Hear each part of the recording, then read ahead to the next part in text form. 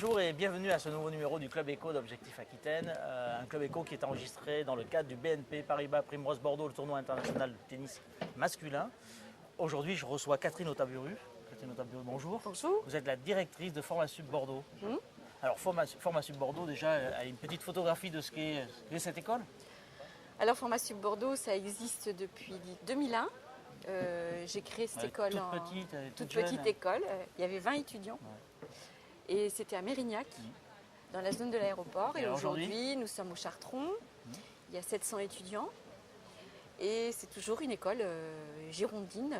C'est le régional de l'Étape. C'est une jolie croissance. Oui, un peu douloureuse ou dangereuse par moment, mais... Vous préparez quel diplôme? Alors, tout ce qui se passe après le bac. Donc, nous démarrons BTS, Bachelor, Master 1, Master 2. Ça, c'est la première partie des activités sur des domaines commerce, marketing, communication, tourisme, ressources humaines. Et puis, toute la partie prépa-concours, où là, nous avons environ 200 étudiants qui préparent des concours scientifiques, type kiné, orthophoniste, infirmier, des concours sociaux, type éducateur, assistant social, et le concours Sciences Po et les prépas ingénieurs. D'accord. Alors Formasup, vous disiez 700 élèves aujourd'hui. Oui, cette année, oui. Combien de salariés? Alors nous sommes 10 salariés permanents dans l'administration de l'école et environ 90 intervenants. D'accord. Donc on doit être en équivalent temps plein. Aujourd'hui, on doit être 48 salariés. Bon, depuis 2001, vous avez fait un beau chemin déjà, un court chemin mais très beau. Quels sont les projets à venir? Est-ce que Formasup en a? Alors oui, cette année, il y a l'ouverture d'une nouvelle école, l'école de mode, qui s'appelle donc Supmode, et qui va ouvrir ses portes en septembre. D'accord. Donc vous avez commencé à recruter, je veux dire? Oui, je parle des étudiants. Oui, sûr. Nous avons déjà des inscrits, bien entendu, avec une ouverture à l'international. Donc nous rentrons de pas mal de déplacements cet hiver en Asie, puisque nous avons participé à des salons et nous avons rencontré des agents en Chine, en Corée du Sud, à Hong Kong. Donc il faut s'attendre à voir arriver à Bordeaux des étudiants et étudiantes de ces destinations-là.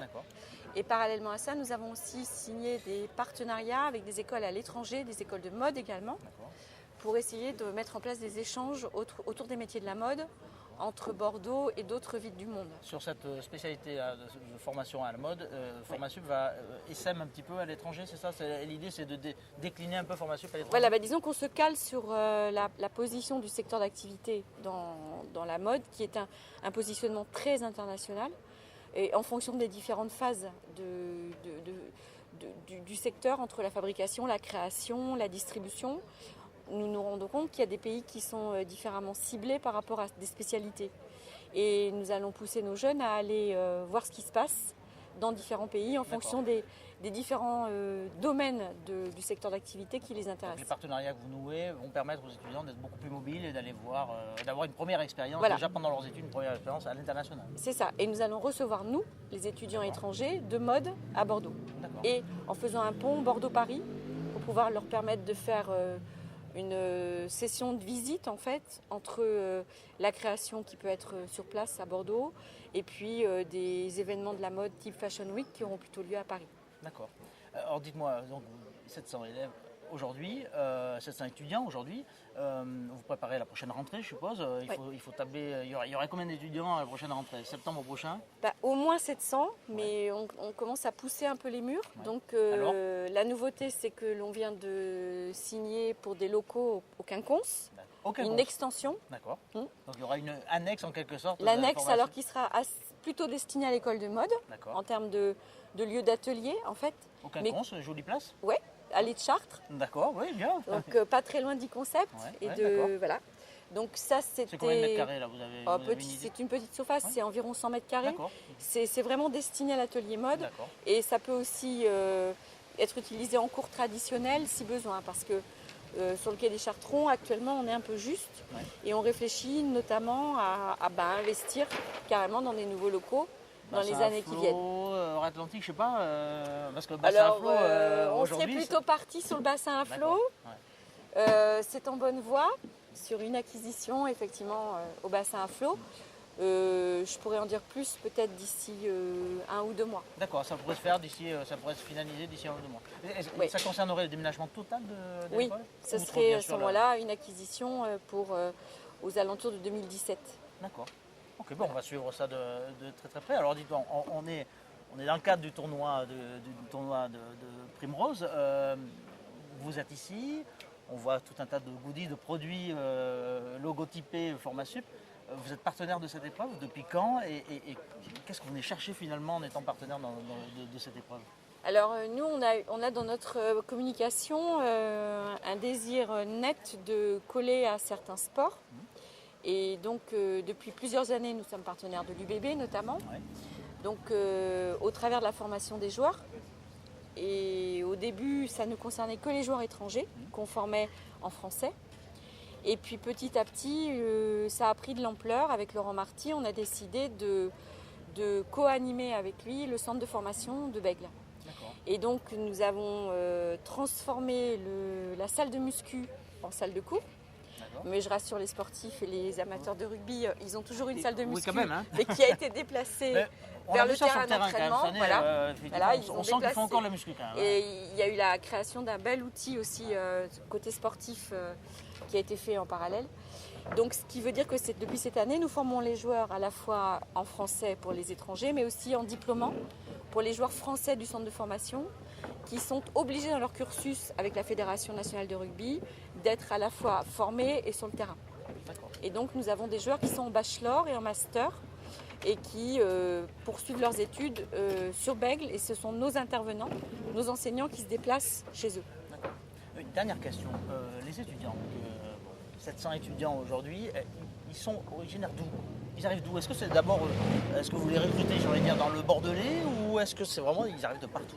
Alors on a environ la moitié de nos étudiants qui sont d'Aquitaine, c'est-à-dire qui arrivent de Gironde ou de départements limitrophes, entre 50 et 60% de nos étudiants. Les 40% restants viennent d'autres régions et de plus en plus. En fait, Bordeaux attire beaucoup d'étudiants d'autres régions et pas forcément de l'Île-de-France. Il y a des étudiants qui arrivent de l'Ouest, qui arrivent de l'Est, du Sud-Ouest, du Grand Sud-Ouest et qui viennent ici parce que Bordeaux a une certaine image et puis il y a une vie étudiante qui est réputée pour être dynamique. Il y a un facteur sympathie de la vie étudiante de Bordeaux et puis il y a une qualité de vie liée à la rénovation du centre-ville qui fait que les jeunes sont attirés. Catherine Otaburu, je vous ai dit que c'était la dernière question, mais non, finalement, j'ai menti. C'est pas la dernière question, je me la joue un peu Colombo là. On est en période de révision, hein, les examens approchent à grands pas. Ils ont démarré là. Ah ouais, c'est ça, ils ont même démarré.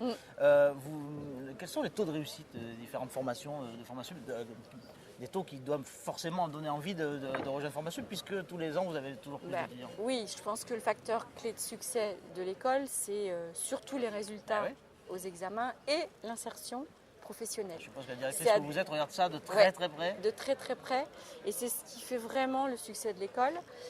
Il faut savoir qu'en moyenne, sur l'ensemble des diplômes préparés, nous sommes à plus de 70% d'admis chaque année, tout confondu, du BTS au master. Sur les résultats concours, on est à plus de 70% également d'admis au concours, tout concours confondu, sachant que du plus difficile au plus facile, entre guillemets, ça va de 40% à 100%. Et l'insertion professionnelle, et ça c'est la clé de voûte aussi de ce qu'on fait, c'est qu'on a 95% de nos étudiants qui sont en contrat de travail à 6 mois, en sortant de leur formation. Ils sont parfois même recrutés avant d'être sortis. Bon, la directrice que vous êtes est contente des résultats alors. Ah oui. Elle aime bien, elle est contente de son bulletin de notes. Oui, parce qu'elle est contente des intervenants qui sont là, quoi. C'est eux aussi qui font le succès, hein, tout à fait. Ouais. Catherine Otaburu, je vous remercie. Merci Merci d'avoir présenté Formasup. Et puis, quant à moi, il ne me reste plus qu'à vous dire au revoir et vous donner rendez-vous pour le prochain Club Éco d'Objectif Aquitaine. Au revoir.